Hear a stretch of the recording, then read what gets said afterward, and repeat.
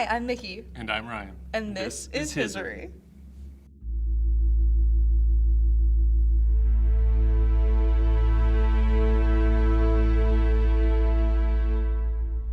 All throughout history, different cultures have believed in the paranormal. Divine gods, spirits, aliens, shaman, and witchcraft, just to name a few. Supernatural occurrences are reported all over the world and have become ingrained into pop culture. Since the beginning of humanity, people have been questioning the bigger picture of existence. What's really out there? Aliens? Ghosts? Bigfoot? Well, we wanted to try it ourselves in our own backyard. So come with us and explore the paranormal and macabre side of the great Midwest.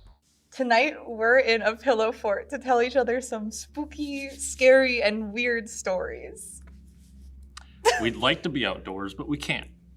Mother Nature's a little bit relentless this time of year and unpredictable. So we brought ourselves indoors for you.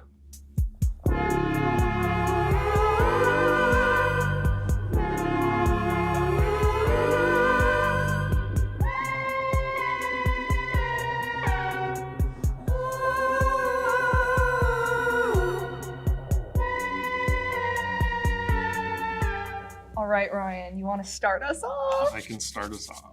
Let's go. Okay. With the miniwashitu. It's got a good name. It does. It's a good name.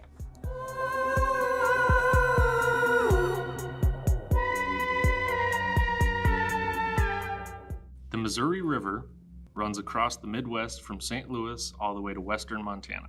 It notably goes through Theodore Roosevelt National Park, which I have been. Wait, where's that though? Basically the edge of North Dakota, the western edge. Okay. They're in this stretch of river. There's tales of a river monster that creeps in its depths. The miniwashitu was first reported long before Western colonization. It was originally a story shared by the Dakota and Mandan tribes across the Dakotas, kept alive through oral tradition. The name miniwashitu translates to water monster to dreadful being in English. I don't mess with no water creatures. I love the water, to be honest. I thought you were going to say, I love when there's river monsters. Oh, no. Well, I mean, if it's fish, sure, and I can catch them without them attacking me, even better. Bars on the floor. If it doesn't attack me, it's awesome. Yeah. I mean, if I got a chance to get unscathed by it, I'll do it. They're slimy. Like, I don't know, just like, what if you're in the, okay, here's my thing though. What if you're in, okay, you're in a lake, right? First of all, there could be a shark. Second of all, there's leeches and there's like fishies, slimy fishies. Where's the shark? There could be a shark because in my brain there's sharks in every water. In all the water there's a shark. And so, but you're in the lake and then you like are standing there, but then the seaweed comes to life and like pulls you down. Well, you can get caught in seaweed. Oh, okay, that doesn't help me. It's terrifying. That has happened to me. It's terrifying. How? You'll be swimming through it, and it wraps around your leg or your arm, and so it comes to life. And it doesn't come to life. It's the current. You. It's the current. Oh my god. And then like you can just also just drown. That's the other, like there's yes. also just you can just drown. Yep. Anyway, the miniwashitu. Back to the beast. I'm scared. I don't even. You know, actually, your shark comment. It's very rare that they're in bodies of water like lakes, but It does happen.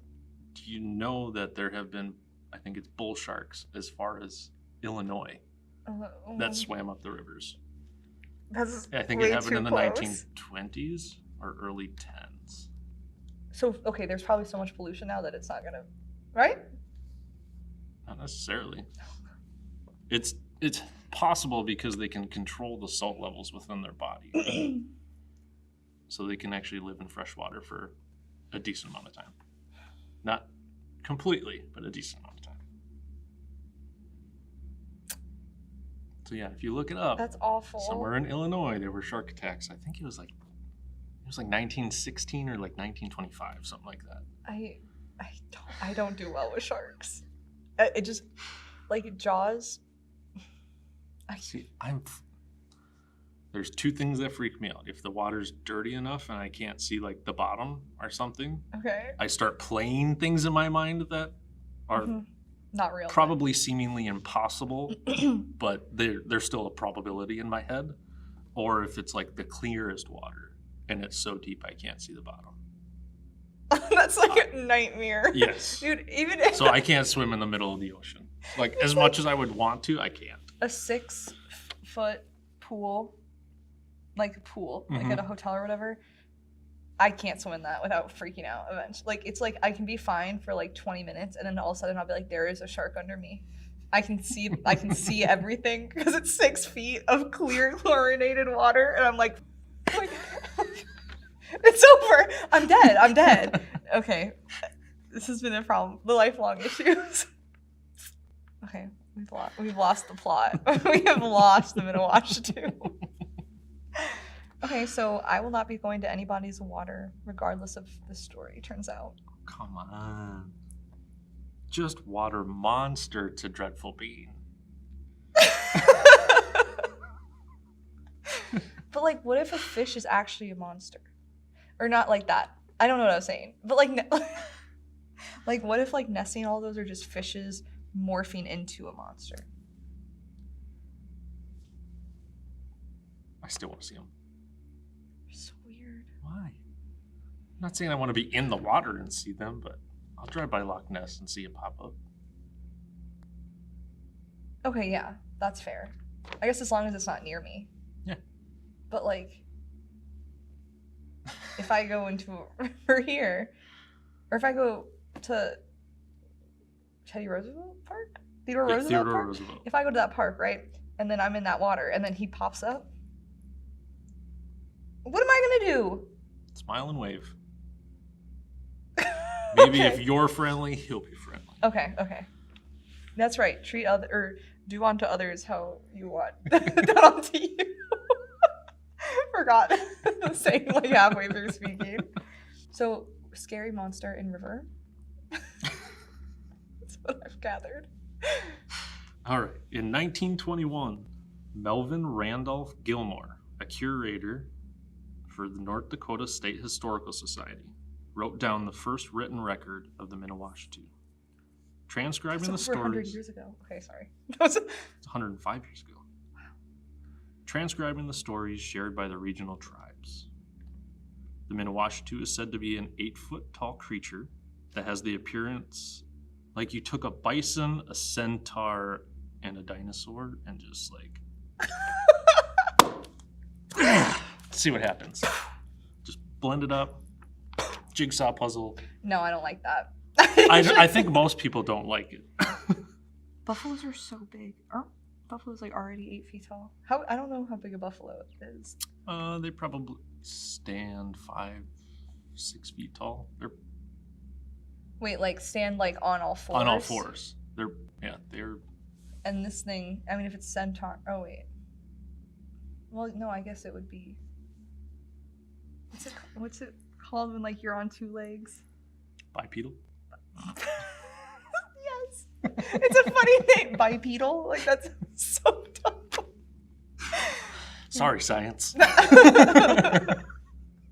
The creature notably has a singular eye in the center of its head and a horn like a rhino's right above it. Its body is covered in thick, bright, reddish fur that is said to give off a red glow at night.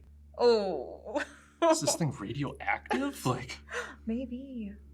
Well, what if a From time traveler 1921. like accidentally got back?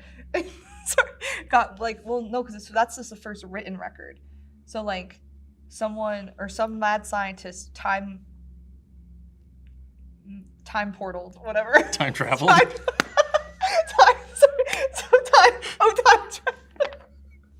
Oh no. Okay, sorry. So mad scientist time traveled back to the 1700s, right? And the time machine, if you will, the time machine, right? It like was radioactive. So then it like when he landed, or I shouldn't assume it was a man. When they landed, you know what? When they landed, I'm just gonna take this then it back. was like radioactive, and it was like a poor buffalo was just chilling in the field nearby, and then it like poisoned it, and then that's how it was born. What if that's what all cryptids are? Okay, sorry, continue. I'm just trying to like grasp my mind of like, what if all cryptids are like that? All right. So it glows at night red. Its spine is rigid and protrudes from its back like spiked teeth of a saw. which kind of, I picture, that's maybe where the dinosaur comes into play. Oh, the, like, exposed bone. Mm-hmm. The plates, yeah. That's so gross. That's how I imagine it anyways, plates. And in most of the accounts, has the hands of a human, and sometimes it has hooves. Oh, it's the bones protruding from the back. Like, that's so zombie-ish. Oh, you want to talk about zombie-ish? Well, its mouth is huge, wrapping around from ear to ear, and is filled with long, razor-sharp teeth. Jesus! Oh, no. I don't do sharks and I don't do dinosaurs, and that feels like an evil combination. The monster is normally seen in the spring and does have a service to the river and community by using its rigged back to break through the ice it had formed over the river's surface. Okay, I feel bad for making fun of him now. I'm supposed to make fun. I feel bad for being scared of him. But does it do it on purpose, or is it just... hazard of the trip? Yeah, right. It's like, oh, it's part of the gig. Well, I think that's nice. Okay, sorry. Continue.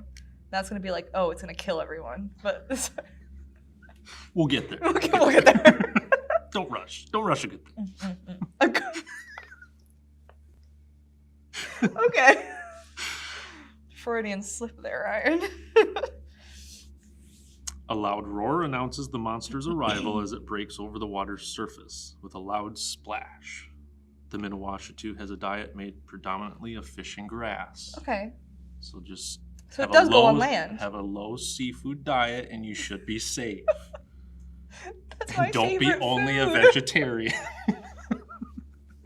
Low vegetable, low fish. Humans are safe from the monster unless they wander into its territory. Okay, so...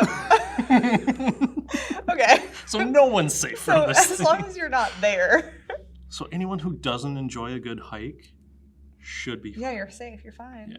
Anyone who enjoys So, indoors no should be seafood, fine. no vegetables, no nature. No water. Actually, just don't even survive. Oh. All right. If you do cross into its territory, the monster will lash out and try to scare you away, but rarely has physically harmed humans. Okay. Mental harm, however, here's the catch, is a common occurrence for anyone who hears or sees the monster during the day. What type of mental harm? I'm not sure. At night, a sighting of the monster is said to like seeing a red streak as bright as a flame in the middle of the water. That'd be cool. During the day, the call of the monster will deafen anyone who's unlucky enough to hear it. Okay. I feel like that is... Okay. Okay. So I guess you're getting harmed whether Yeah. you like it or not. If you see the miniwashitu, the sight will drive the viewer to instant insanity while they restlessly wither in extreme pain until they ultimately pass away. Jesus. Yeah, there's no nice way to say it. Maybe it would be better if it just like bit off your head. Yeah, like make it quick, please. Oh, that's so much worse. Like having to just wither in pain and then eventually die. Do you know, like, you're going mad? I don't know. I feel like most of the time when people have a psychotic break, isn't part of it that you don't know you're in a psychotic And break? that's what I'm wondering. Like, is it something you see and then, like... You have the moment of, or it's just instant, like, like reality is Nothing gone. makes sense anymore, yeah. To be fair, even if I wasn't going crazy, if I saw that, I would think I was going crazy. So then I feel like, how do you even know? If I ever see it, I'm gonna ask it to just bite off my head, so I don't have to deal with the withering and pain and psychosis. You gonna listen to me? You think it knows English? I don't know. One of the few accounts of the monster is from a man who, after his experience, went blind and managed to stumble his way home in an immense pain. It makes you go blind, it makes you go deaf, it makes you go crazy. And this guy made it through all of that and still managed to get home, making it just in time to share what he went through. He's definitely dead. He died. He's definitely Before dead. dying, yes. He shared what he could I feel before like he died. death does count as physical harm. That's the thing. It technically doesn't kill you. The side effects of seeing it are what puts an end to you. Okay. His description of the feeling was as if his mind was shattered. So it broke his consciousness. So he did have, but then that proves that then you do have conscious awareness that you're going crazy. Yeah. Yeah. Or at least long enough. Oh, that'd be terrible. Guys, stay away. Just don't go. Don't do this. You know what? Support national parks, just not this one. Seriously, and I was at this park. Like, this could have been you. All right. The community in the region both fears the miniwashitu because of its disastrous effects on humans, while respecting and honoring the creature for his service to nature and protecting the river and forest. So it's give and take. A give and take relationship, yes. Yeah, I don't want to see it though. Don't mess with me. That's good. Okay, see. Okay, so as long as you don't like, then people should just avoid the space. No, I don't want to see that thing though. No, thank you. No, just nope.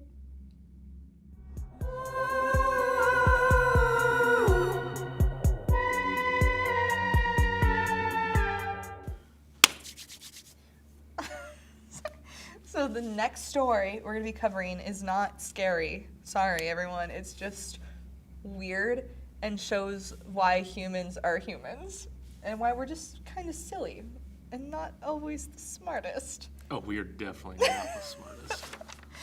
All right, so have you ever been to Hibbing, Minnesota? I have. Okay, this is about Hibbing. Another beautiful area. You've actually not been to Hibbing because Hibbing moved. So I think I have heard about the move. I've definitely ranted about this before. I have a lot of opinions about this. I've never been to Hibbing. So basically, this decent-sized town picked up and moved brick by brick, block by block, into a new area because of a foolish mistake that was definitely stoppable or avoidable, whatever. Preventable. Preventable, for preventable reasons. All right, so in northern Minnesota, a town called Hibbing was founded in 1893 by a man named Frank Hibbing. Anyway, this was the 1890s, so definitely many moons was ago. Just going into someone's land and being like, I want to own this now. So and awesome. Especially in northern Minnesota. Yeah. Hibbing's pretty far up north, isn't it? Yeah. Yeah, it's a ways. But so I think it's close to the Iron Range, if I'm not mistaken. it is the Iron Range, as the next sentence says. I'll be quiet. When earlier you were like, don't rush. I'm like, slow down. So Frank Hibbing was actually a German miner, and he came to Minnesota looking for iron and found a really rich deposit right in where Hibbing was. And so the town's population boomed due to how much ore there was readily accessible. So the town's population boomed, and it got pretty big. And then Frank Hibbing was like, I'm over this, and moved to Duluth because I just feel like if I founded a town, or if I started a town and then named it after me, I would live there until I died. Yeah. Right? Yeah. I think that would be most people's situation. He was over it, so he left and he went to Duluth. But before he left, or when he was leaving, he was like, okay guys, I think that we really, well, not we, 'cause I'm leaving, but I think you should really think about the fact that you're expanding all of these directions and not south. We should be moving south because all of the mines and the ore are north, east, and west. So move south. And so he's like, just an idea. Start thinking forward, Mm-hmm. right?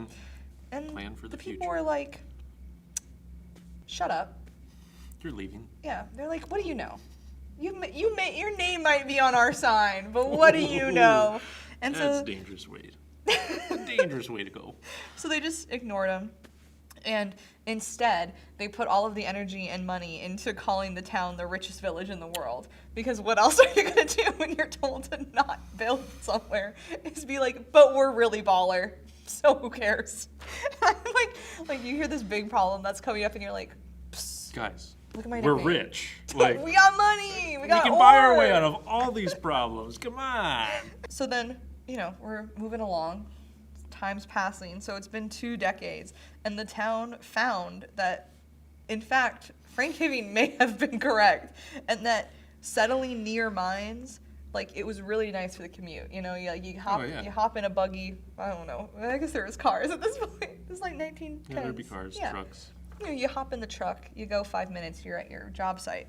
That's all awesome, except for the fact that, like, a mine is now under your house, and it's so bad. That's so. Oh my gosh, I just can't believe that they were like did not have the foresight.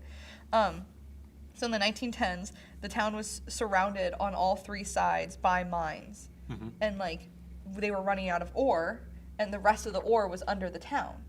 So it was like the choices were either quit mining, or move. And they were really attached to the richest village name, so they were not going to stop mining. And so at first, it wasn't like that much of a pressuring issue. It was like, okay, like we don't need to be producing constantly, right? But then this little thing called the World War broke out, and suddenly steel and iron were really important. So then, like, first of all, because we needed steel and iron, well, like the prices skyrocketed, and they were like, oh my god, like we want to be the richest village. So they were like, we gotta get on this. So the Oliver Mining Company, who owned most of the mines at the time, they were like, oh my god, we need the money. And they were like, oh, we should have listened to Frank. Like, we needed to listen to him. Like, this is so bad. And so they fully funded the mining company, fully funded horses, logs, tractors, steam crawlers, and all of the labor to haul the entire town 2 miles south. Which is a lot of money, because that's a lot of things. How many buildings were there? Or doesn't it say? It does say. Okay. And we'll get there. I'm just trying to like... So the way that they moved it is they would insert logs under buildings and then tie them together with steel cables and then pull them. Like a sled system? Yeah. Sure. Yep. With the horses or the tractors or steam engines. Moved a building that way. But Hibbing was like a booming town. Like, it was not a small town. So it wasn't just, 1 or 2 houses or like small cottages. So if there was a building that was too big, or like the bank and stuff, like major structures, they would just like literally cut it down the middle. They would just cut a house in half and be like, all right, on your way. Which so crazy. Would be so stressful. Like, and so the whole, moving the entire town took like 2 years, from 1919 until 1921. And in total, they moved over 200 structures. And that includes, like, that's family homes, like small little properties, and then like major hotels. Like, they moved they moved every single building. Not at this point. They moved most of the buildings at this point, but it was like, the entire downtown district got moved. So like all, like the general store, the school, churches, which is insane amount of work. I'd be so worried about like a house settling at different times. Oh yeah. Like if you put, 1 half year and 1 half year and this side's softer. Well, and how do you reconnect it efficiently, But not everyone moved. Some people like refused and were just like, this is like, they weren't forced to go, they could stay. Yeah, I mean, it's like land developers, so it was fair enough.